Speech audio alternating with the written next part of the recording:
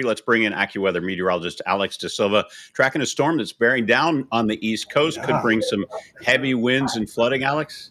Yeah, certainly so. We'll start with Jerry here quickly. This is not going to be a threat to the United States. This one's going to be making that hard right-hand turn away from the United States. Could still bring some impacts, rain and wind, to the northern Lesser Antilles, but the good news is, again, it's going to be making that hard right-hand turn out to sea. Now we get into the storm of a little bit more concern here. So this storm, I think, is going to start to form Friday around 8 p.m. So this track does not start until Friday at 8 p.m. Then it's going to move up the coast through the weekend and intensify off the Carolina coastline. Once it gets to the mid-Atlantic late Sunday into Monday, it's likely going to stall up in this area here. And it's going to create, a prolonged wind event, I think, for portions of the Northeast and New England as well.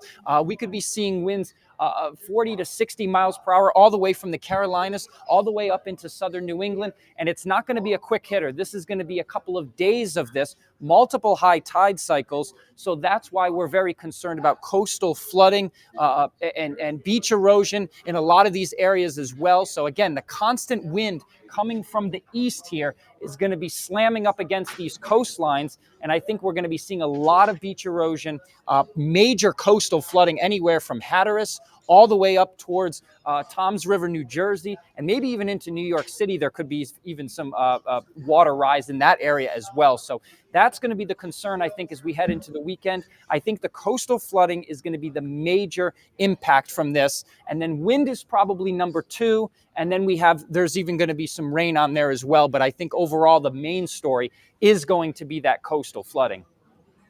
All right, Alex De Silva. Could be a busy weekend for our meteorologists around the East Coast. Thank you, Alex.